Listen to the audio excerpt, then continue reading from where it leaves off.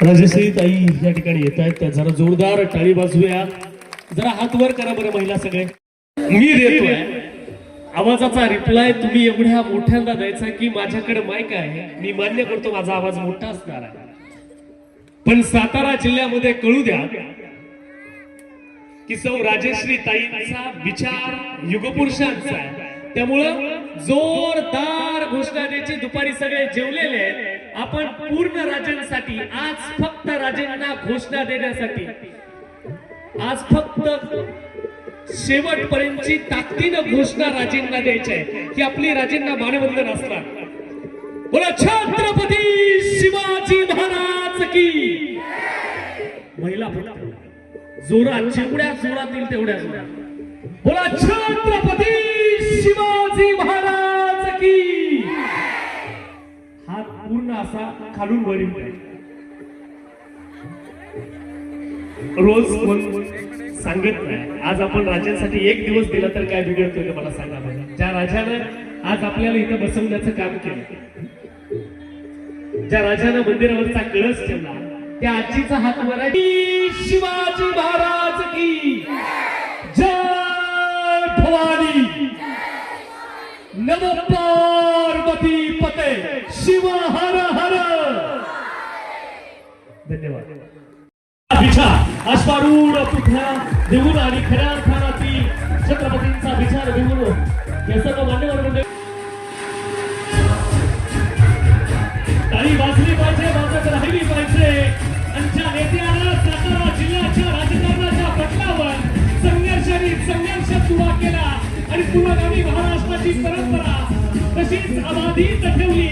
ते या राज्याचे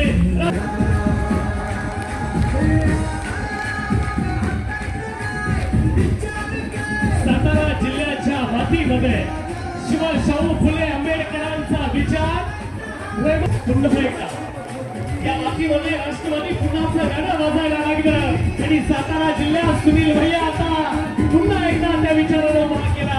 यानंतर माझी लगेच आपला सन्मान या ठिकाणी होतोय. तत्पूर्वी शाजी अण्णा क्षीरसागर तालुक्याचे युवानंदक आदर्श सरपंच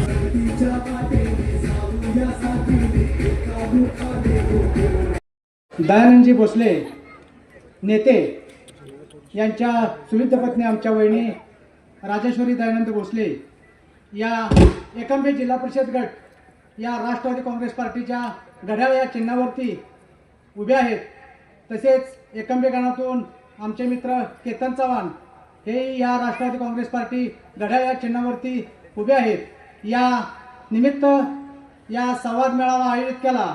या संवाद मेळाव्यात प्रमुख पाहुणे सागरदादा पाटील, तसेच सातारा जिल्हा राष्ट्रवादी काँग्रेस पार्टीचे जिल्हाध्यक्ष सुनील भैया माने, आमचे नेते शशिकांतजी शिंदे साहेब यांचे सुपुत्र साहिरबाबा शिंदे, तसेच राज्याचे पुनर्वसन मंत्री मकरंदाबा पाटील यांचे सुपुत्र अहन भैया, तसेच आदर्श सरपंच आमचे पाहुणे व स्नेही शाजी अण्णा क्षीरसागर, मोहनराव भोसले, अजिंक्य कदम, भरत कदम, तसेच सर्व व्यासपीठावर मान्यवर, समोर उपस्थित महिला वर्ग, समोर उपस्थित सर्व ग्रामस्थ, तसेच सर्व मतदार, तसेच पत्रकार बंधू.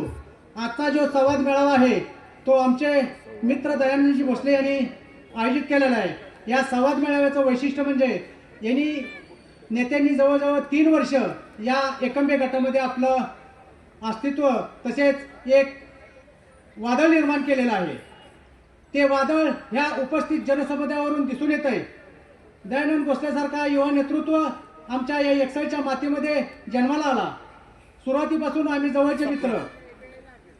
आमदार शशिकांतजी शिंदे साहेब यांनी आमच्या एकसळ गावावरती अत्यंत प्रेम केलेलं आहे आणि एक मोठ्या जबाबदारी आमच्या गावाला लिहिलेल्या आहे. यापूर्वीही आमच्या गावाला जिल्हा परिषदचं तिकीट राष्ट्रवादी काँग्रेस पार्टीचं आमदार शशिकांत शिंदे साहेबांनी जयवंतदादाच्या रूपाने दिलेलं आहे. त्यानंतर माझ्यासारख्या सर्वसामान्य कार्यकर्त्याला मार्केट कमिटीचं तिकीट देऊन त्या ठिकाणी मला सभापतीपद म्हणून दिलं आणि आता राष्ट्रवादी काँग्रेस पार्टीचे आपले नेते तसेच मकरंदाबा नितीन काका व शशिकांत शिंदे साहेब यांच्या संयुक्त विद्यमानाने आमचे नेते तसेच आमचे मित्र दयानंदजी भोसले यांना राष्ट्रवादी काँग्रेस पार्टीच्या वतीनं उमेदवारी घोषित केली. शिंदे साहेबांचं आवर्जून राष्ट्रवादी काँग्रेस पार्टीचं आमच्या गावावर विशेष प्रेम आहे. गावावर आतापर्यंत विकास निधी दिला, आतापर्यंत आमच्या गावाला चांगलं प्रोत्साहन दिलं, तसेच जबाबदारीही दिली. तसेच दयानंद भोसले नेते यांनी आजपर्यंत चांगलं वादळ निर्माण केलं. अशा उमद्या नेतृत्वाला, अशा उगवत्या ताऱ्याला आपण सर्वांनी साथ द्यावी. तसेच पुढेही असं नेतृत्व, आत्ताचं राजकारण बघितलं तर संस्कार, विचार आणि व्यक्ती बाजूला ठेवून दडपशाही, दहशतशाही, हुकुमशाही व लक्ष्मी दर्शन याच्यावरती चाललेलं आहे.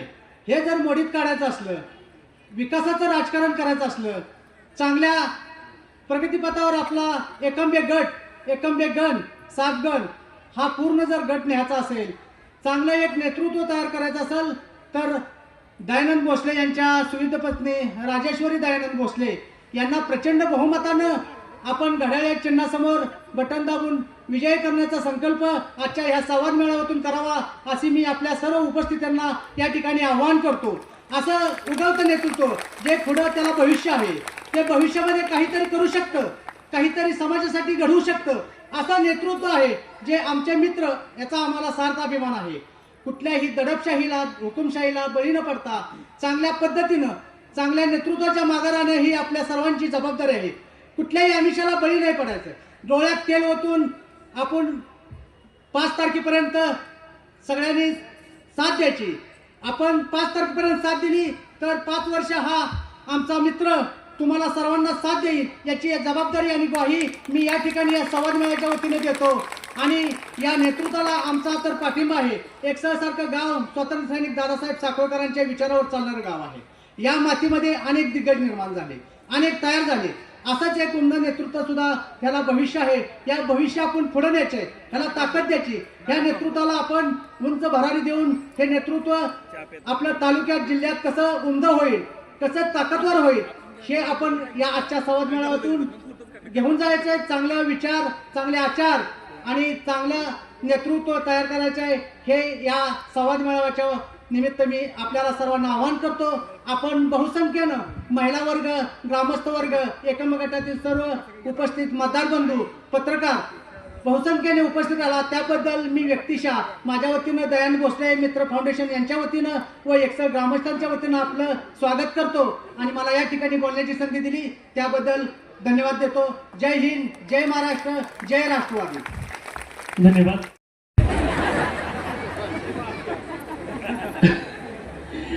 डॉक्टरला विचारलं पण म्हणले फार बोलायला टाके तुटतील. आज या ठिकाणी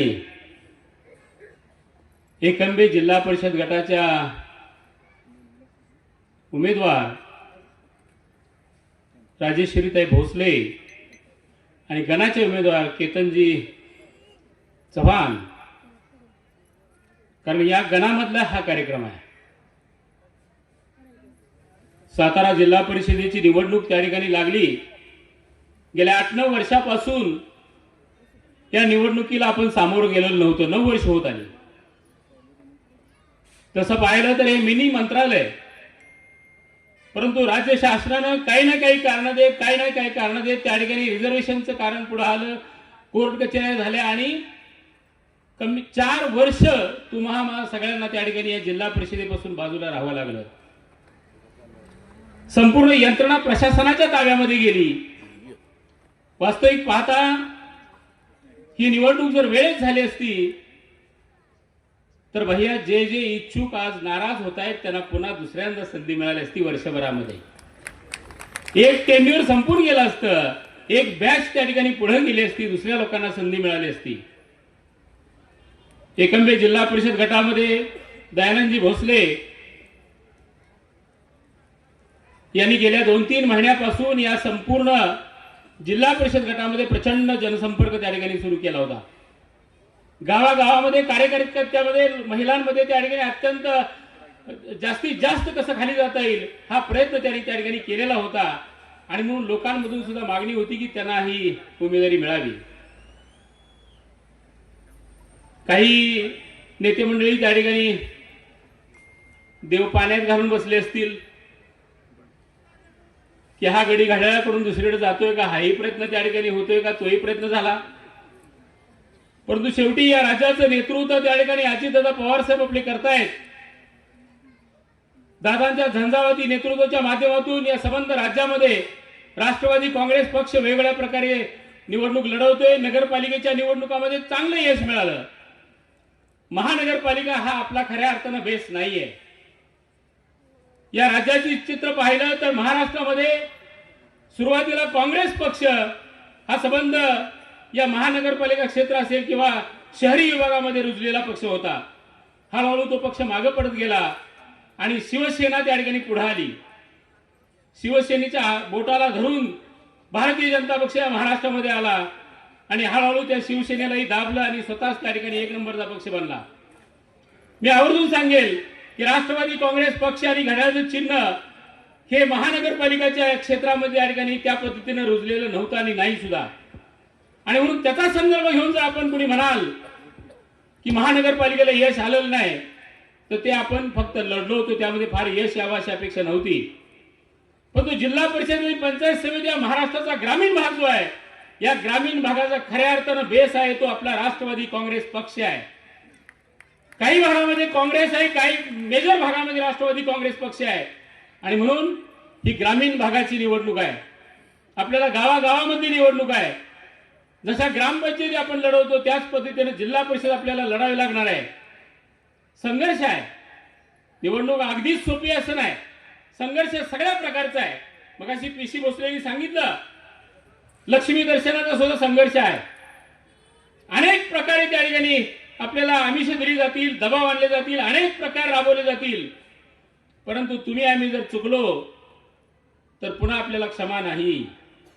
आज आपण बघतोय आमचे सुनील भाई नेहमी सांगतात की जर चित्र असंच राहिलं तर पुढच्या 5 वर्षानंतर आपल्या बोटाला शाई लावण्याचं स्वप्न आपण त्या ठिकाणी बघत राहायचं, शाई मिळणारच नाही. हा भारतीय जनता पक्ष जो देशामध्ये आहे, राज्यामध्ये आहे, त्यांचे व्हिजन वेगळे आहेत. त्यांना माहिती आहे लोक काही करू शकत नाहीत, उद्रेक होत नाही, शांत राहतात ही लोक. आणि म्हणून त्या पद्धतीने आपल्या सर्वांना तुम्हा आम्हाला वागवण्याचं काम या राज्यामध्ये असेल, देशामध्ये चालू आहे. मी आवर्जून कोणावर टीका करतो असला भाग नाही. परंतु भारतीय जनता पक्ष ज्या पद्धतीने त्या ठिकाणी राजकारण करतोय, महानगरपालिकेमध्ये आपण बघितलं असेल शेवटच्या 3-4 दिवसामध्ये प्रचंड लोकांवर दबाव आणला. ईडी असेल, सीबीआय असेल, अन्य प्रकारच्या त्या ठिकाणी दबाव आणले लोकांवर. आणि भारतीय जनता पक्षामध्ये त्या लोकांना घेतलं गेलं आणि तिकीट दिली गेली. तुम्ही अभ्यास करा. ज्या ज्या लोकांना पक्षात घेतलं आणि तिकीट दिली त्यातले मेजॉरिटीने लोक त्या ठिकाणी निवडून आले, ते लोक आपले आहेत. परंतु नाही इलाजानं सुद्धा त्यांना त्या ठिकाणी तिकडे जावं लागलेलं आहे. तोच प्रकार याही निवडणुकांमध्ये सगळ्या त्या ठिकाणी सुरुवातीच्या कालखंडामध्ये आपल्याला बघायला मिळाला आहे. मराठ्यांचं त्या ठिकाणी पानिपत झालं. इतिहास आहे आपल्या डोळ्यासमोर सगळ्यांच्या. मराठ्यांचं पानिपत झालं, पण पानिपत कसं झालं, कुणी केलं पानिपत? मराठ्यांचं पानिपत मराठ्यांनीच केलं. आपल्याला दुसरा कुणी हरवू शकत नाही, आपणच आपल्याला हरवू शकतो. आणि म्हणून मी आवर्जून सांगेल इतक्या प्रचंड मोठ्या संख्येने आपण उपस्थित आहात. आपण स्वतः जेवढे सक्षम होऊ, स्वतः या प्रवृत्तीला ज्या पद्धतीने थांबू, तरच त्या ठिकाणी तुम्हा आणि आम्हाला या जिल्हा परिषद पंचायत समिती सारख्या राजसत्तेमध्ये त्या ठिकाणी आपल्याला जाता येईल. हे मिनी मंत्रालय आहे. देशाच्या संसदेनंतर राज्याची विधानसभा आहे आणि त्यानंतर त्या ठिकाणी प्रत्येक जिल्ह्याला असलेली जिल्हा परिषद आणि पंचायत समिती या राज्याच्या 3 टायर सिस्टीम मध्ये, पंचायत राज सिस्टीम मध्ये अत्यंत महत्वाचे घटक म्हणून ज्याकडे बघितलं जातं त्यामधली जिल्हा परिषद आणि पंचायत समिती आहे. तुमचा आमचा सामान्य कार्यकर्ता तिथे गेला पाहिजे, आपल्या विचाराचा कार्यकर्ता तिथे गेला पाहिजे, तर सगळ्या प्रकारची कामं आपल्याला तिथे निश्चितपणे करता येतात. कारण गाव आपण सांभाळत असतोय, गावाचा कारभार आपण करत असतोय. त्या प्रत्येक दिवशी प्रत्येक कारभाराला त्या ठिकाणी त्या जिल्हा परिषदेची त्या ठिकाणी जोड असावी लागते. आणि म्हणून आपला माणूस तिथे गेला पाहिजे. आज दयानंदजी भोसले असतील, केतनजी असतील, आमच्या 6 गणातले उमेदवार असतील, सर्वसामान्य माणसं आहेत, लोकांमधून पुढे आलेली माणसं आहेत. आणि म्हणून तुम्हा आम्हासाठी निश्चितपणे झगडणारी माणसं आहेत, राबणारी माणसं आहेत. कुठलाही विचार त्या ठिकाणी करणं गरजेचं नाही. मी सकाळी सुद्धा तारगावमध्ये सांगितलं की आपण आपल्या गावामधलं राजकारण, भावंतीचं राजकारण, बांधावरचं राजकारण हे त्या ठिकाणी या निवडणुकीमध्ये आणता कामा नये. ही निवडणूक वेगळी निवडणूक आहे. ही निवडणूक त्या ठिकाणी आपल्याला वेगळ्या पद्धतीने लढावी लागणार आहे. राज्याचं त्या ठिकाणी सरकार अख्खं सरकार नसलं, आपणही त्या सरकारमध्ये आहोत, सरकारचा भाग आहोत, पण असं भासवलं जातं या सरकारचा मुख्यमंत्री आमचा आहे आणि म्हणून सरकार आमचं आहे, भासवलं जातं. दुसराही पक्ष त्या ठिकाणी तशा पद्धतीने सांगत राहतो. परंतु मी आवर्जून सांगेल की आपण सुद्धा या सरकारच्या सत्तेतले भागीदार आहोत. अजितदादासारखं तरफदार नेतृत्व त्या ठिकाणी या सत्तेमध्ये आहे. नामदार मकरंदाबा पुनर्मदत आणि पुनर्वसन मंत्री म्हणून काम करतायत, हिरिरीने काम करतायत. आदरणीय नितीन काका खासदार म्हणून त्या ठिकाणी आपल्या तुम्हा सर्वांची कामं करतायत. इकडं जरी यावेळेला अपयश आलं असलं तरी राज्याचे माजी सहकार आणि पणन मंत्री गेली 25 वर्ष ज्यांनी विधानसभेचं नेतृत्व केलं ते आदरणीय बाळासाहेब पाटील साहेब हेही आपल्या सर्वांच्या सोबत आहेत. आणि विचार केला सर्वांनी की आपल्याला सामोरं जायचंय, या अपप्रवृत्तीला सामोरं जायचंय तर आपल्याला एकत्र आलं पाहिजे. आणि म्हणून सगळ्यांना घड्याळाचं चिन्ह दिलं आहे. काही भागामध्ये तुतारी असेल, काही भागामध्ये घड्याळ असेल, पण एकत्रित दोन्ही पक्ष त्या ठिकाणी लढतायत. सुनील भैयांना वगैरे सारखं सातत्यानं वाटतं, गेले वर्ष 2 वर्ष ते म्हणतात की दोघं एकत्र कधी येत आहेत. ती प्रक्रिया सुरू झालेली आहे, लवकरच संपेल, निश्चितपणे संपेल. आपण बघताय ज्या अर्थी या निवडणुकीला दोन्ही पक्ष एकत्र आलेत, महानगरपालिकेला दोन्ही पक्ष एकत्र आलेत, या निवडणुका संपल्यानंतर आपल्याला जे वाटतं, आपल्या मनामध्ये जे स्वप्न आहे ते निश्चितपणे पूर्ण होईल. आजच्या दिवशी आपला जास्त वेळ न घेता, अर्थात माझाही न देता, कारण मला ते पुन्हा त्रासच होऊ शकेल, भगिनींची संख्या बघितल्यानंतर माझ्यासारख्या वक्त्याला निश्चितपणे बराच वेळ त्या ठिकाणी बोलावं आपल्याबरोबर असं नक्की वाटतं. प्रचंड मोठ्या संख्येनं भगिनी उपस्थित आहेत, प्रचंड. म्हणजे आमचा पुरुष वर्ग जेवढा आहे, तरुण वर्ग एवढा आहे, त्याच्या दुपटीनं आपण उपस्थित आहात. एक वेळ तुम्ही आम्हाला सगळ्यांना झटका दिलेला आहे. विधानसभेला तुम्ही लाडक्या बहिणींनी झटका दिलाय. ताजे ताजे पैसे आले आणि तुम्ही नेमकी चुकीची बटणं दाबली. मी आपल्याला विनंती करेल की लाडक्या बहिणींची योजना सुरू झाली, ती योजना आता कधीच बंद पडत नाही. अनेक गोष्टी असतील, पाण्याचं राजकारण होईल, सगळी राजकारण होतील. जिल्हा परिषदेचा आणि त्याचा काडीचा संबंध नाही. ही राज्याची निवडणूक अजिबात नाही. ही आपल्या जिल्ह्याची निवडणूक आहे, ही आपल्या तालुक्याची निवडणूक आहे. आणि म्हणून माझ्या सगळ्या भगिनींना, लाडक्या भगिनींना माझी विनंती आहे की आता चुकीचं बटन दाबणे नाही. आपलं घड्याळासारखं डोळ्यासमोर ठेवायचं आणि त्याच घड्याळावर त्या ठिकाणी येत्या 5 तारखेला ते निश्चितपणे ही योजना आमच्या दयानंदजींनी सांगितलं, काकांनी सांगितलं, ही जी योजना मूर्त स्वरूप योजनेला आलं. म्हणजे आदरणीय सहकार मंत्री ज्यावेळेला बाळासाहेब पाटील होते त्यावेळेला कर्जमाफी जाहीर झाली. आजही 50,000 रुपयाची कर्जमाफी अजूनही आमच्या काही बांधवांना, शेतकऱ्यांना मिळालेली नाही. ते जोपर्यंत सहकार मंत्री त्यांच्या ताब्यात होते तोपर्यंत जेवढी लोक त्या ठिकाणी या लाभ देता आला, 2 लाख 3 लाख जे थकबाकी होती त्याला देता आला, नियमित भरणाऱ्यांना लाभ देण्याचं सरकारनं घोषित केलं आणि आपलं सरकार गेलं. नंतरच्या आलेल्या सरकारनं आज अखेर दिलेलं नाही. परंतु माझ्या लाडक्या भगिनींनो, हे जे महिला बाल कल्याण खातं आहे ते सुद्धा राष्ट्रवादी काँग्रेसकडेच आहे. आदिती तटकरे त्याच्या कॅबिनेट मंत्री आहेत आणि त्यांच्या माध्यमातून त्या ठिकाणी ही योजना राबवली जाते. ती बंद कधीही पडणार नाही. पुन्हा एकदा विनंती करतो की येत्या 5 तारखेला घड्याळाचंच बटन दाबून आपण त्या ठिकाणी या सगळ्या तिन्ही उमेदवारांना प्रचंड मोठ्या संख्येनं आपण या एकंबे जिल्हा परिषद गट आणि दोन्ही गणातून आपण जिल्हा परिषदेवर आणि पंचायत समितीवर पाठवायचंय. एवढीच पुन्हा एकदा विनंती करतो आणि थांबतो. जय हिंद, जय महाराष्ट्र. सातारा जिल्हा परिषद कोळेगाव पंचायत समिती या संस्थेच्या निवडणुकीनिमित्त सौभाग्यवती राजेश्वरी भोसले यांच्या प्रचारानिमित्त उपस्थित सन्माननीय सागरदादा पाटील, शहाजी क्षीरसागर, मोहनराव भोसले, साहिल बाबा, आहानभाया पाटील, केतन चव्हाण, अजिंक्य कदम, PC भोसले, भरत कदम, यशवंतराव चव्हाण, संजय शिंदे, जाधव सर, संतोषराव जाधव, मंचकावर उपस्थित सर्व PC भोसले, आमचे सर्व कार्यकर्ते, समोर सगळे प्रतिष्ठित बंधू भगिनी आणि पत्रकार मित्र, सगळ्यांची नावं घेतली पाहिजेत. परंतु या ठिकाणी नावं घेण्यासारखी लोक आहेत. परंतु मला ज्या माणसानं नाव लिहून दिलं त्याला तुमची नावं वगैरे काय बघायचं असेल तर त्याच्याकडे बघा. या ठिकाणी 5 तारखेला सातारा जिल्हा परिषद कुणाच्या विचारामध्ये असली पाहिजे, कुणाच्या ताब्यात असली पाहिजे, याचा निर्णय आपल्याला घ्यायचा आहे. यासाठी ही निवडणूक आहे. आपल्या सर्वांच्या दृष्टीने खूप महत्वाची निवडणूक आहे. आपल्या गावामध्ये गावाचा विकास पण असेल, गावाचं गाव पण असेल, सामान्य माणसाला उत्कर्षाचा केंद्रबिंदू म्हणून त्या ठिकाणी ही निवडणूक करायची आपल्याला. या ठिकाणी आपण जर बघितलं तर ग्रामपंचायतचा जास्तीत जास्त सहभाग आहे तो जिल्हा परिषद पंचायत समितीच्या माध्यमातून विकासाचा मार्ग होतो. तो मार्ग जर आपल्या ताब्यात पाहिजे असेल तर जिल्हा परिषद आपल्या विचाराची असली पाहिजे, पंचायत समिती आपल्या विचाराची असली पाहिजे. यासाठी आपल्याला निर्णय घ्यायचा आहे.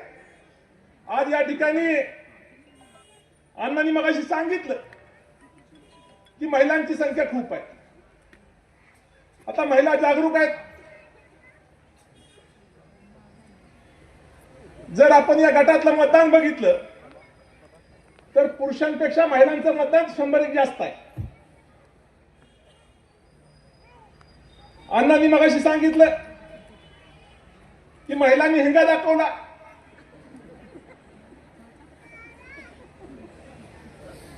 या ठिकाणी आपण जर बघितलं तर या राज्यामध्ये 75 वर्षाच्या कार्यकालामध्ये स्वर्गीय चव्हाण साहेब असतील, स्वर्गीय वसंतदादा असतील, स्वर्गीय वसंतराव नाईक असतील, आदरणीय पवार साहेब असतील, या महाराष्ट्रामध्ये खऱ्या अर्थानं महिलांचा सन्मान करण्याची भूमिका कुणी घेतली असेल तर ते आदरणीय पवार साहेबांनी घेतली. मुलांनी चूल या मर्यादित फ्रेम मध्ये माझी बहीण होती. त्या भगिनीला गावाच्या राजकारणामध्ये, जिल्ह्याच्या राजकारणामध्ये, सहकाराच्या राजकारणामध्ये जर अन्यायाचं कुणी काम केलं असेल तर ते आदरणीय पवार साहेबांनी केलं. 50% आरक्षण कुणी दिलं तुम्हाला? त्या ठिकाणी महिलांना राजकारणामध्ये सन्मान मिळाला पाहिजे, त्या ठिकाणी त्यांचे मत मांडण्याचा अधिकार मिळाला पाहिजे. हे सगळं आदरणीय पवार साहेबांनी केलं. त्या ठिकाणी महिलांना संपत्तीमध्ये अधिकार पाहिजे, प्रॉपर्टीमध्ये महिलांना अधिकार देण्याचं काम आदरणीय पवार साहेबांनी केलं. या महाराष्ट्रामध्ये खऱ्या अर्थानं महिलांचा सन्मान केला असेल तो त्या आदरणीय पवार साहेबांनी केला. शिक्षणामध्ये एमपीएससी मध्ये आज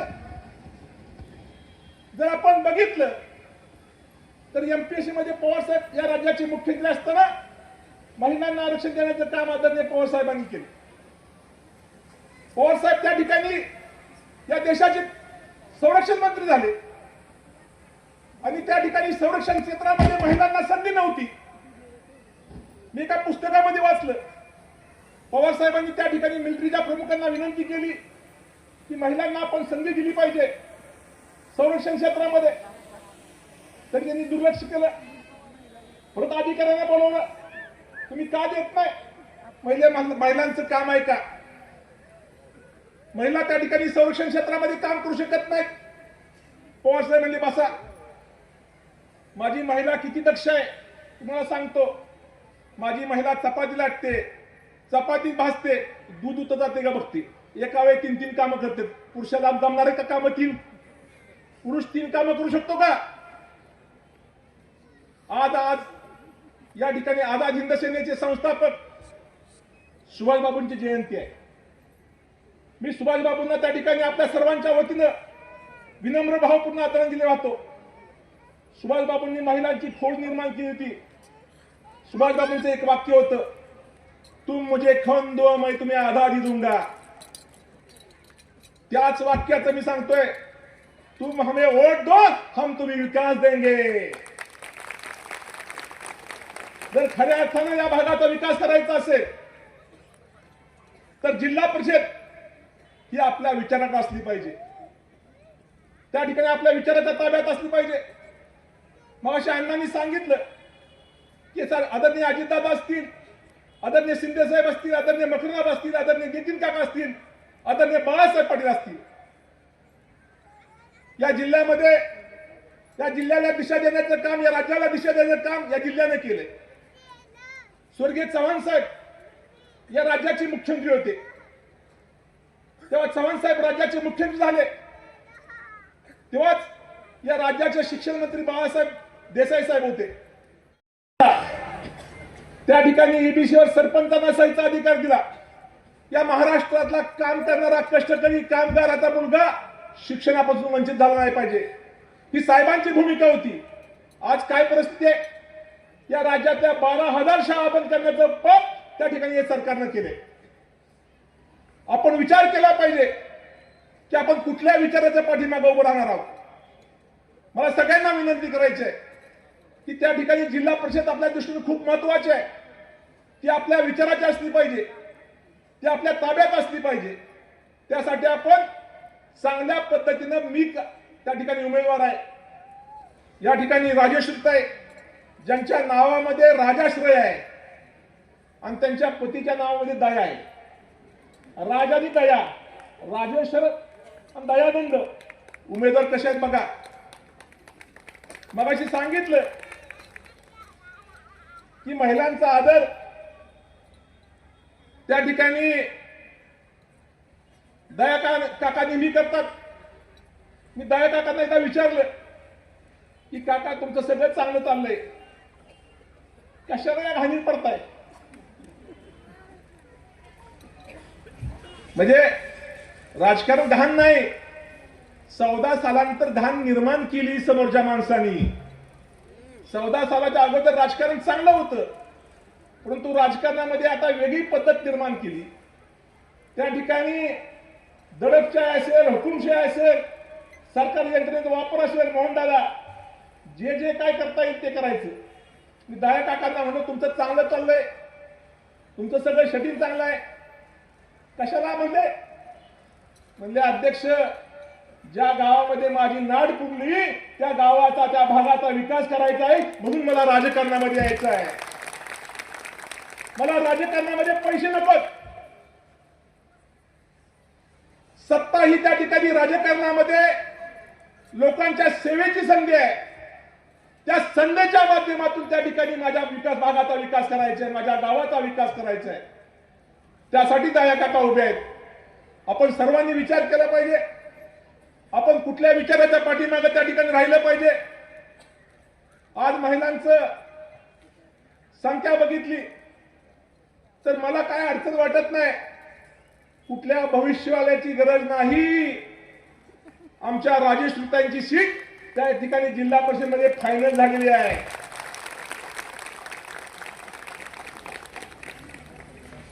एवढ्या बायकांनी 5-5 बायका गटवल्या.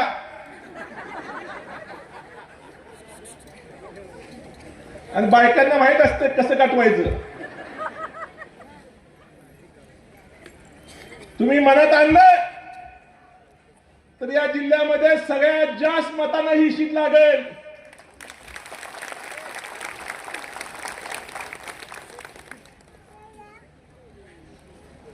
निवडणुकीच्या आधी तुम्हाला सगळ्यांना देवदर्शन केलंय,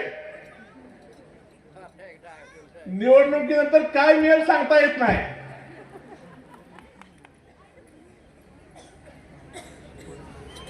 या ठिकाणी आपण सगळ्यांनी निश्चित केला पाहिजे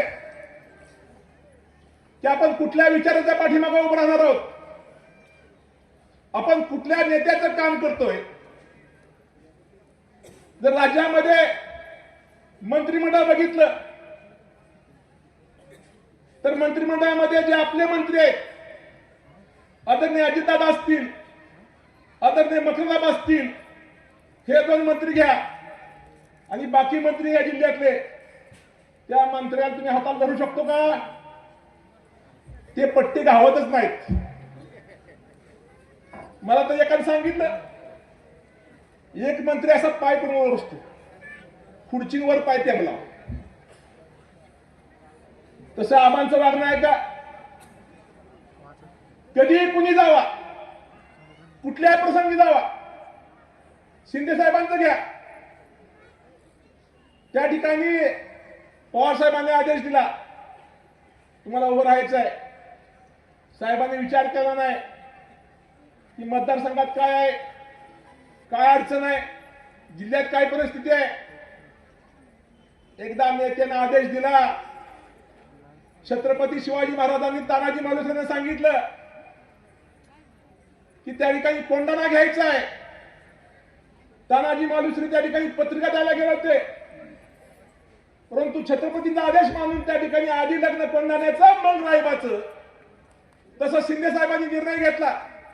माझा नेता अडचणीत आहे आणि त्या ठिकाणी लोकसभेला उभं राहण्याची भूमिका घेतली. आदरणीय बाळासाहेब पटेल असतील, त्या सगळ्या नेत्यांचं राजकीय कामकाज बघितलं तर आजच्या जिल्ह्यामध्ये राजकारणामध्ये काय परिस्थिती आहे. दया काकांनी सगळ्या तिन्ही नेत्यांच्या मुलांना बोलवलंय, पुतण्यांना बोलवलंय. आहानभाई असेल, त्या ठिकाणी बाबा असतील, साई बाबा, सागरदादा असेल. आता आपल्याला खाली सोडून काम केलं पाहिजे, तरुणांच्यात गेलं पाहिजे, वाडी वस्तीवर गेला पाहिजे, तरुणांची संघटना बांधली पाहिजे. या ठिकाणी राज्याच्या राजकारणामध्ये एक नवीन ट्रेंड आलाय. त्या ठिकाणी ट्रेंडच्या माध्यमातून हिंदू खतरेने आता 14 सालापासून सरकार या देशामध्ये त्यांचं आहे, वर त्यांचं आहे, खाली त्यांचं आहे, सगळीकडे त्यांचं आहे. पण हिंदूला अडचण काय आहे?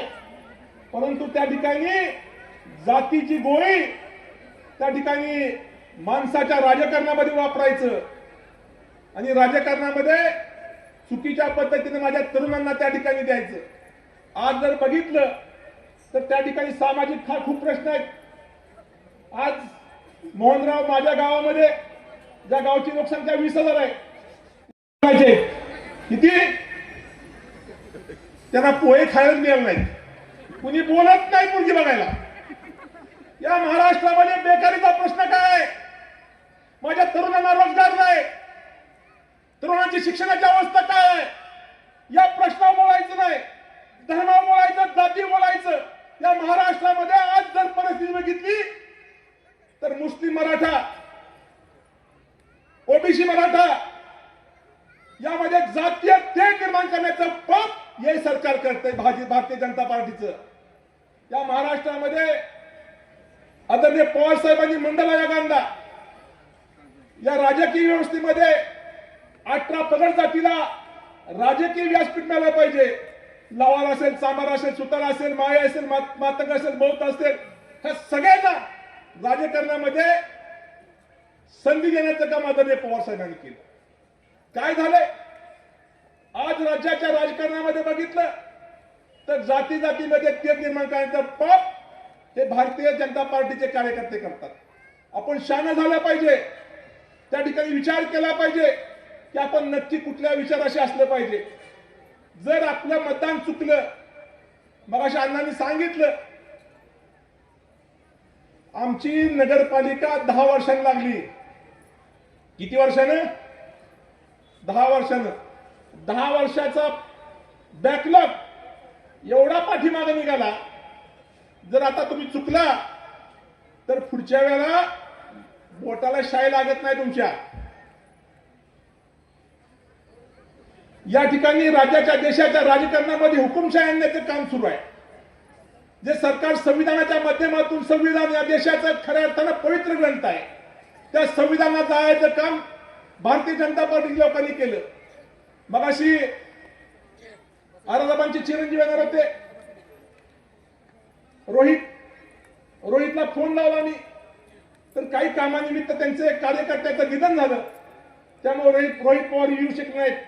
जरी आबांचे रोहित पवार हे बायोलॉजिकल पुत्र असले तर वैचारिक पुत्रही शाहजहान नाहीत.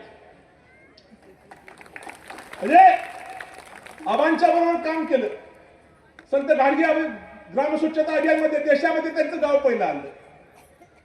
जर आपण राजकारणामध्ये बघितली तर राष्ट्रवादी काँग्रेस असेल एक चांगली टीम आहे की जी खऱ्या अर्थानं समाजाला एक दिशा देऊ शकते. आज आपण विचार केला पाहिजे. निश्चित 5 तारखेला सर्वांनी घड्याळाच्या चित्रासमोरचे तिन्ही बटन दाबून त्या ठिकाणी तिन्ही उमेदवारांना प्रचंड मतांनी विजयी करावा अशी विनंती करतो. मी मगास आल्यापासून प्रत्येक गावातला कार्यकर्ता बघतो. अण्णा म्हणले काय बघताय? म्हणून गावात ठळक ठळक चेहरे बघतोय. हे सगळ्या चेहऱ्याने काम केलं. कॅप्टन, मी 25 वर्ष राजकारण करतोय. शंकरांना, ताई, शिंदे साहेब या तालुक्यामध्ये त्या सगळ्यांनी काम केलं तर आमच्या ताई जिल्ह्यामध्ये सगळ्यात जास्त मतांना निवडण्याला काय अडचण आहे का? आपण ते पवित्र काम करावं असं विनंती करतो. या ठिकाणी आपण सर्वजण एवढ्या मोठ्या संख्येने उपस्थित राहिला त्याबद्दल आपल्या सर्वांचं मनापासून आभार मानतो. थांबतो. जय हिंद, जय महाराष्ट्र, जय राष्ट्रवादी. त्या ठिकाणी ईबीसीवर सरपंचांना सहीचा अधिकार दिला. या महाराष्ट्रातला काम करणारा कष्टकरी कामगाराचा मुलगा शिक्षणापासून वंचित झाला नाही पाहिजे, ही साहेबांची भूमिका होती. आज काय परिस्थिती आहे? या राज्यातल्या 12,000 शाळा बंद करण्याचं पाप त्या ठिकाणी हे सरकारनं केले. आपण विचार केला पाहिजे की आपण कुठल्या विचाराच्या पाठीमागे उभं राहणार आहोत. मला सगळ्यांना विनंती करायची आहे की त्या ठिकाणी जिल्हा परिषद आपल्या दृष्टीने खूप महत्वाची आहे. ती आपल्या विचाराची असली पाहिजे, ती आपल्या ताब्यात असली पाहिजे. त्यासाठी आपण चांगल्या पद्धतीनं मी त्या ठिकाणी उमेदवार आहे. या ठिकाणी राजेश्रीताई ज्यांच्या नावामध्ये राजाश्रय आहे आणि त्यांच्या पतीच्या नावामध्ये दया आहे. राज आणि दया, राजेश्वर आणि दयानंद उमेदवार कसे आहेत बघा. मगाशी सांगितलं की महिलांचा आदर त्या ठिकाणी दया काका नेहमी करतात. मी दया काकांना एकदा विचारलं की काका तुमचं सगळं चांगलं चाललंय, कशाला या घाणीत पडताय? म्हणजे राजकारण घाण नाही, 14 सालानंतर घाण निर्माण केली समोरच्या माणसांनी. 14 सालाच्या अगोदर राजकारण चांगलं होतं, परंतु राजकारणामध्ये आता वेगळी पद्धत निर्माण केली. त्या ठिकाणी दडपशाही असेल, हुकुमशाही असेल, सरकारी यंत्रणेचा वापर असेल, मोहनदादा जे जे काय करता येईल ते करायचं. मी दया काकांना म्हणतो तुमचं चांगलं चाललंय, तुमचं सगळं शेड्यूल चांगलं आहे. कशाला म्हणले अध्यक्ष, ज्या गावामध्ये माझी नाड पुरली त्या गावाचा, त्या भागाचा विकास करायचा आहे, म्हणून मला राजकारणामध्ये यायचं आहे.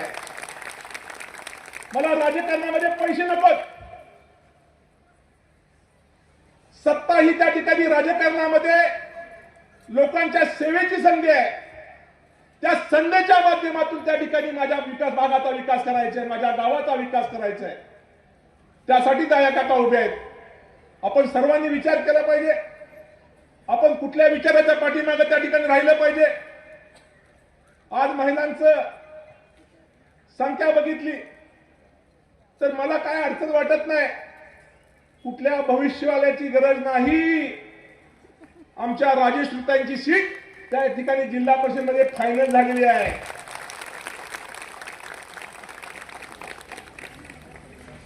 एवढ्या बायकांनी 5-5 बायका गटवल्या.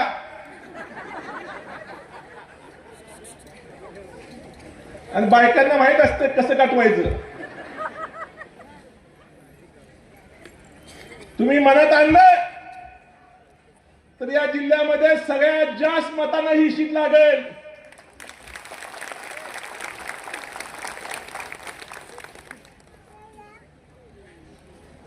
निवडणुकीच्या आधी तुम्हाला सगळ्यांना देवदर्शन केलंय. निवडणुकीनंतर काय मिळेल सांगता येत नाही.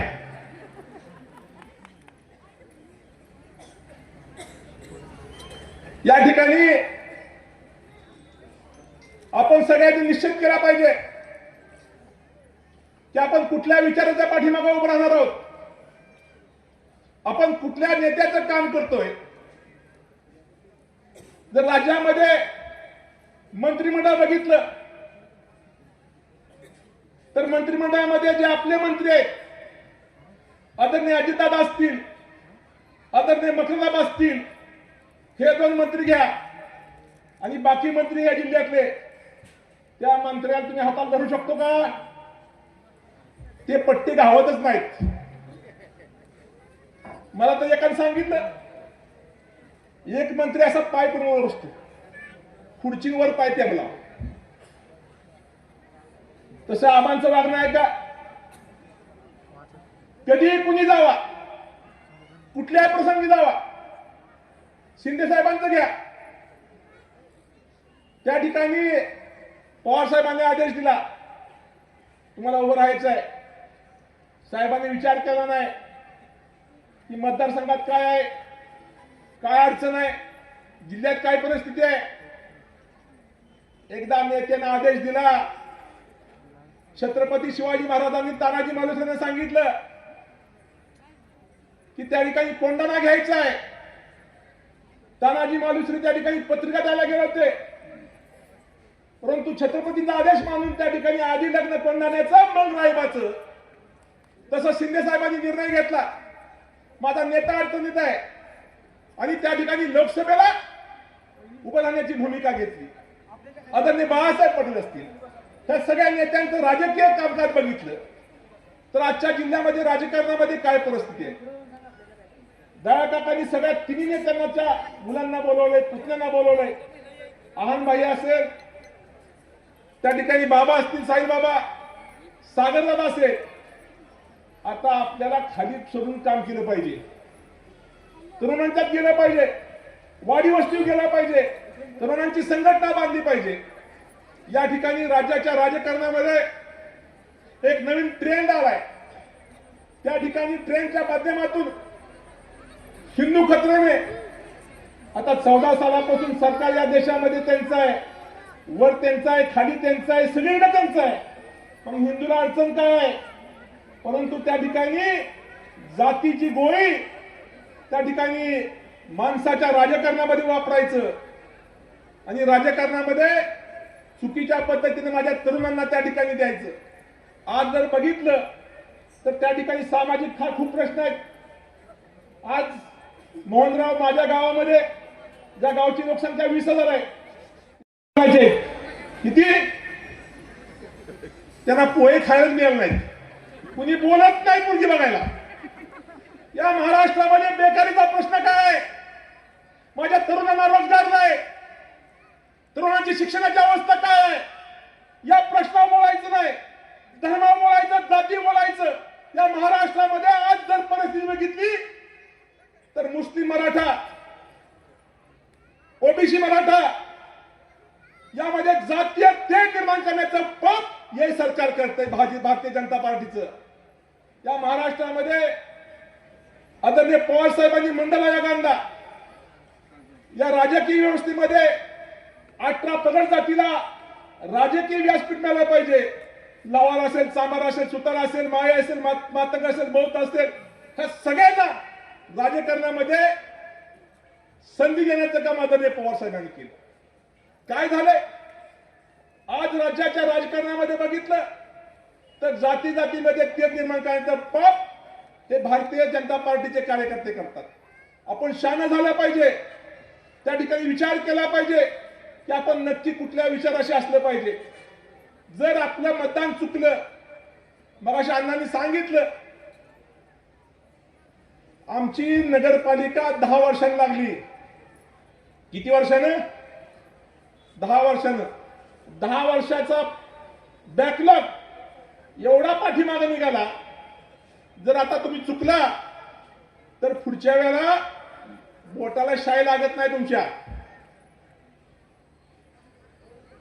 या ठिकाणी राज्याच्या देशाच्या राजकारणामध्ये हुकुमशाही आणण्याचं काम सुरू आहे. जे सरकार संविधानाच्या माध्यमातून, संविधान या देशाचं खऱ्या अर्थानं पवित्र ग्रंथ आहे, त्या संविधानात जायचं काम भारतीय जनता पार्टी लोकांनी केलं. मगाशी आराधाबांचे चिरंजीव येणार होते. रोहितला फोन लावला मी, तर काही कामानिमित्त त्यांचे कार्यकर्त्याचं निधन झालं, त्यामुळे रोहित पवार येऊ शकले नाहीत. जरी आबांचे रोहित पवार हे बायोलॉजिकल पुत्र असले तर वैचारिक पुत्रही शहाजहान नाहीत. म्हणजे आबांच्या बरोबर काम केलं. संत गाडगे ग्रामस्वच्छता अभियानमध्ये देशामध्ये त्यांचं गाव पहिलं आलं. जर आपण राजकारणामध्ये बघितली तर राष्ट्रवादी काँग्रेस असेल, काँग्रेस असेल, एक चांगली टीम आहे. की जी खऱ्या अर्थानं समाजाला एक दिशा देऊ शकते. आज आपण विचार केला पाहिजे. निश्चित 5 तारखेला सर्वांनी घड्याळाच्या चित्रासमोरचे तिन्ही बटन दाबून त्या ठिकाणी तिन्ही उमेदवारांना प्रचंड मतांनी विजयी करावा अशी विनंती करतो. मी मगास आल्यापासून प्रत्येक गावातला कार्यकर्ता बघतो. अण्णामधले काय बघताय म्हणून गावात ठळक ठळक चेहरे बघतोय. हे सगळ्या चेहऱ्याने काम केलं. कॅप्टन, मी 25 वर्ष राजकारण करतोय. शंकरांना, ताई, शिंदे साहेब या तालुक्यामध्ये त्या सगळ्यांनी काम केलं तर आमच्या ताई जिल्ह्यामध्ये सगळ्यात जास्त मतांना निवडण्याला काय अडचण आहे का? आपण ते पवित्र काम करावं असं विनंती करतो.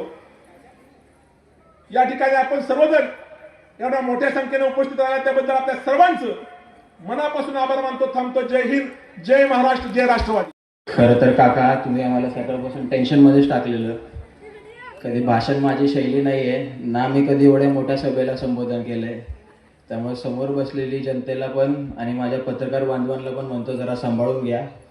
काय पुढं मागं झालं तर तेवढं सांभाळून घ्या, तुमचाच मुलगा आहे. आज आपण एकंबे गटाच्या उमेदवार श्री राजेश्वरी ताई भोसले व आपले गणाचे उमेदवार केतनदादा चव्हाण यांच्या प्रचार सभेला आपण इथं एकत्रित आलो आहोत. या सभेला उपस्थित सुनील भैया माने, शहाजीराव क्षीरसागर, आन भैया पाटील, सागरदादा पाटील, दयानंद काका भोसले व ॲडव्होकेट पांडुरंग भोसले, महादेव भोसले व इतर मान्यवर. जसे भैया म्हटले, कोणाचं नाव राहिलं असेल तर नाव लिहिणाऱ्याला पकडा, आमची चूक नाही त्यात काय. उद्याची येणारी जिल्हा परिषद व पंचायत समितीची निवडणूक आपल्याकडं एक 7-8 वर्षांनी आपल्याकडं एक कार्यकर्ता म्हणून किंवा मतदार म्हणून आपल्याला ही संधी मिळाली आहे. ही उद्याची येणारी निवडणूक आपल्याला महत्त्वाची का आहे? तर एक कार्यकर्ता म्हणून आपल्याला ही संधी 7-8 वर्षांनी मिळाली की आपल्यातला एक माणूस त्या संविधान पदावर जाऊन आपल्या माणसांना न्याय मिळवून देईल. त्याची संधी आपल्याला एक 7-8 वर्षांनी आली आहे. आणि मतदार म्हणून आपल्याला ही संधी महत्त्वाची काय, तर जो काय 7-8 वर्षापासून जो राहिलेला आपला विकास आहे किंवा या संस्थेतनं रस्त्याची कामं होतात, पाण्याची कामं होतात, शेतीची कामं होतात किंवा रोजगाराची कामं होतात. ह्या सुवेदेशी जी आपला 7-8 वर्षामुळे जो आपली दिरंगाई राहिली आहे ती कुठंतरी पेसमध्ये आणायची असेल तर एक मतदार म्हणून आपल्याला ही संधी खूप मोठी आहे.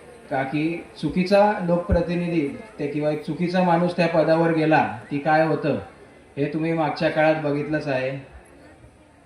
आजची ही तरुणाची गर्दी बघून, तरुणांची गर्दी बघून एवढं मला विश्वास आहे की एकंबे गटाचं भविष्य हे उद्याची इकडची तरुणाईच लिहिणार आहे, हा मला खंबीर विश्वास आहे. पण मागच्या काळात नेपाळमध्येही बघितलंय आणि लेह लडाखमध्येही बघितलंय. त्यामुळे आजची ही तरुणाची गर्दी बघून मला एवढा ठाम विश्वास आहे की एकंबे गटात क्रांती कोण आणेल किंवा इकडची क्रांती कोण घडवेल हे इकडचे तरुणच घडवतील आणि त्यांचं नेतृत्व इकडे दया काका करतील. हे मी इकडचं आज गर्दी बघून मी सगळ्यांसमोर ग्वाही देतो. इकडच्या लोकप्रतिनिधींबद्दल बोलायचं झालं तर इकडच्या लोकप्रतिनिधींनी आजपर्यंत तरुणांचा नुसता वापरच करून घेतलाय. त्यांना इलेक्शन पुरतं वापरले, त्यानंतर कधीच त्यांच्याकडे लक्ष दिलेलं नाही. दुसऱ्या बाजूला आमचे दया काका येतात. खरं म्हटलं तर ते दयान बाबा आहेत. ते कधी कोणाच्याही अडीअडचणीला सारखे तरुणीच्या अडीअडचणीला सारखे त्यांच्या मागे उभा असतात. आणि जेव्हा वेळ पडते, जेव्हा जनहिताचा विषय येतो तेव्हा आपले दयान बाबा हे धुरंधरही होत आहेत आणि लोकांच्या हितासाठी कायम तत्पर पुढे असतात. राहिलेला प्रश्न आपल्या लोकप्रतिनिधींचा, मागच्या काळात त्यांनी मागच्या इलेक्शनमध्ये बऱ्याच तरुणांना त्यांनी आश्वासनं दिली होती. पण माझा एक प्रश्न त्यांना हा राहील की त्यांनी ह्या गटातली किती मुलं कामाला लावली ह्याचा त्यांनी खुलासा करावा. दुसऱ्या बाजूला आपल्या दया काका आहेत, ते DB ग्रुप माध्यमातून शेकडो मुलांना त्यांना नोकरी उपलब्ध करायचा त्यांचा प्रयत्न चालू आहे. मागच्या काळातही करत आलेत आणि येणाऱ्या काळातही त्यांचा हा प्रयत्न चालू राहील ह्याचा मला विश्वास आहे. उद्याची येणारी इलेक्शनमध्ये आपण ग्रामपंचायती लेवलला जाऊन काम करताल ही मी अपेक्षा ठेवतो. आणि आजचा हा तरुणाईंचा आणि आमच्या लाडक्या बहिणीचा उत्साह बघून एवढं निश्चित आहे, जसं भैया म्हटले की अख्ख्या जिल्ह्यात राजेश्वरी ताई हे भाऊ 1 नंबर मताने निवडून येणार आहे, ह्याला काहीच दुसरा डाऊट राहिला नाहीये.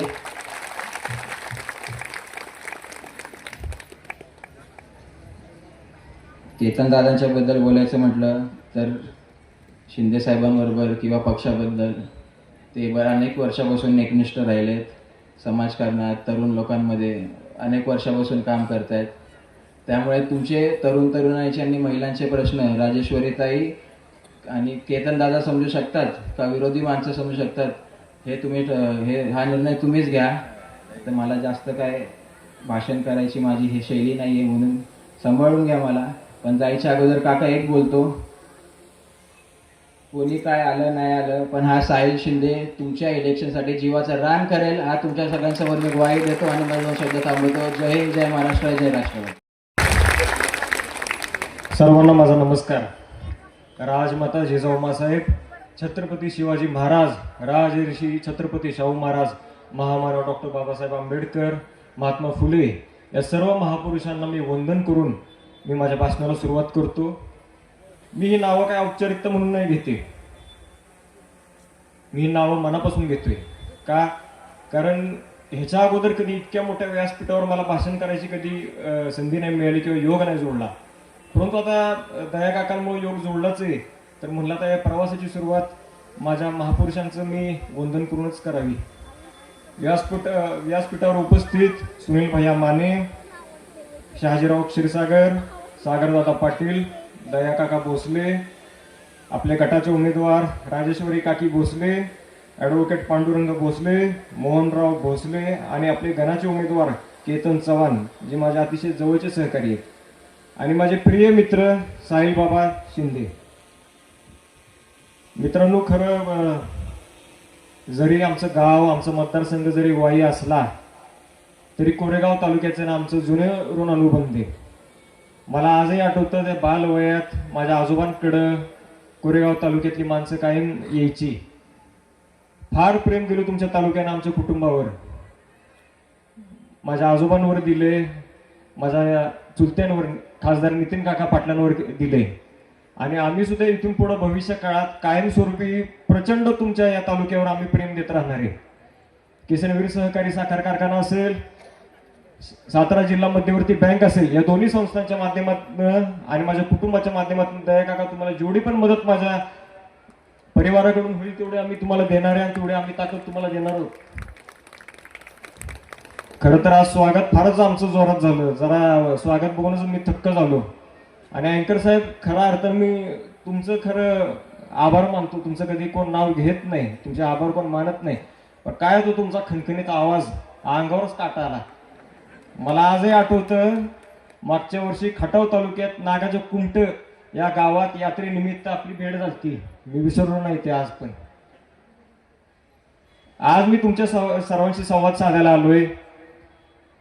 आज थोडंसं मला वाईट वाटतं की राज्यात आणि देशभरात जे काही वातावरण गढूळ आणि दूषित करण्याचा जो प्रयत्न चालू आहे, जाती धर्माधर्मांमध्ये जो वाद निर्माण करायचा जो प्रयत्न चालू आहे, हे बघून फार वाईट वाटतं. ह्याच्या अगोदर पूर्वी असं कधी नव्हतं. मित्रांनो, आज आपला राष्ट्रवादी पक्ष हा असा पक्ष आहे जो समाजातील प्रत्येक घटकाला सोबत घेऊन जाणारा हा पक्ष आहे, आणि अशा पक्षाला तुम्ही साथ दिली पाहिजे. हा काय पक्ष नाही, हा आपला परिवार आहे. तुम्ही सर्व माझे परिवार आहात एवढं लक्षात ठेवा. कधी हाक मारा, आहान पाटील कायम तुमच्या सेवेसाठी तत्पर राहील. आजमावून तर बघा.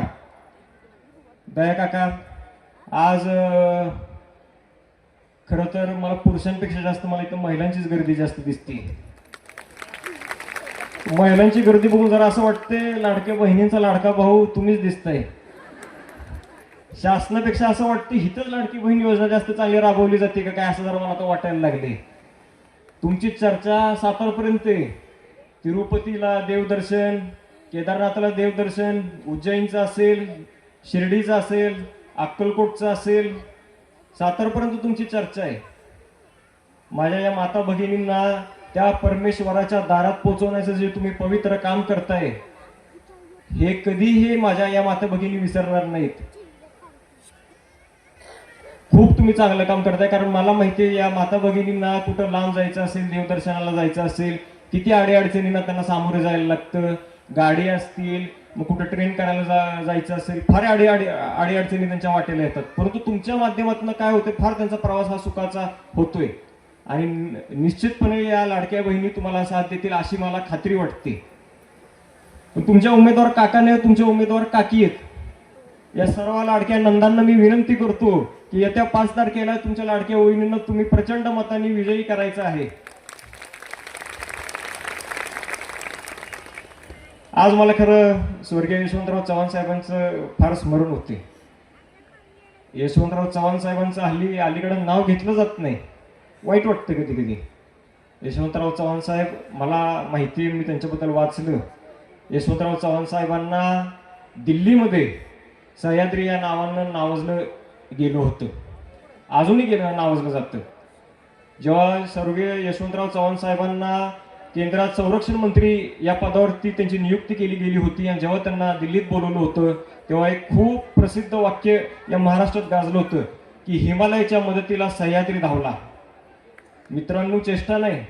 एका व्यक्तीला जर का सह्याद्री नावानं जर का नावाजलं जात असेल तर ह्याच्यावरनं आपल्याला त्या व्यक्तीची ओळख झाली पाहिजे, आपल्याला त्यांचं महत्त्व पटलं पाहिजे.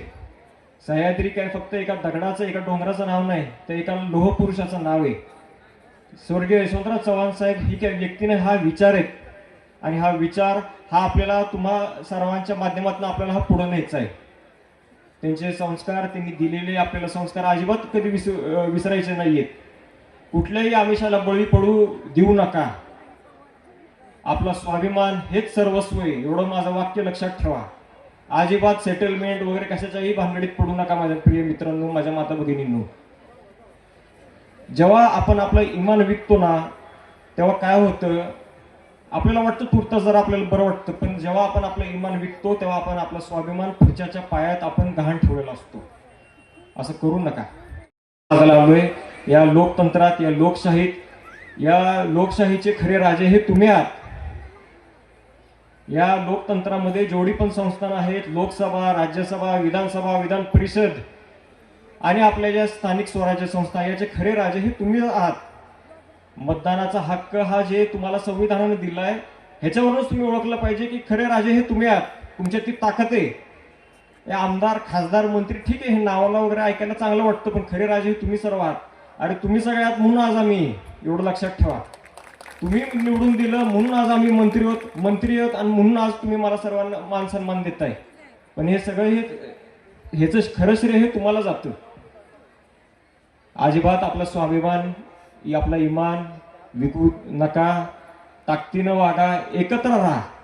मला कायम माझ्या आजोबांनी, माझ्या वडिलांनी संस्कार दिलेत, माझ्या काकांनी देखील, की समाजातल्या मला प्रत्येक घटकाला सोबत घेऊन जायचं. प्रत्येक, कोणी पण असू दे, कुठल्याही जाती धर्मातला असू दे, कुठल्याही पंथातला असू दे, त्याची घरची परिस्थिती, आर्थिक परिस्थिती कशी असो, दीन दुबळ्या कसाही असो, परंतु प्रत्येकाला आपण मान सन्मान दिला पाहिजे, सगळ्यांना सोबत घेऊन गेलं पाहिजे. हेच मला दिलेले संस्कार आहेत. तुम्हालाही मी विनंती करतो, कायम एकत्र राहा, अजिबात फुटू नका. ताकदीनिशी दया काकांच्या पाठीशी उभे राहा. काकी विजय तुमचाच आहे, केतन शेठ विजय तुमचाच आहे. आणि काय वाटेल ती मदत तुम्ही मला हाक मारा, काय मी तुमच्यासोबत आहे. आणि एवढं मी बोलून मी माझे 4 शब्द संपवतो. जय हिंद, जय महाराष्ट्र, जय राष्ट्रवादी. पक्षाचा, राष्ट्रवादी काँग्रेस पक्षाचा प्रचाराचा शुभारंभ झाला. पुन्हा एकदा सजवूया मुराद वैभवाची स्वप्ने घेऊन.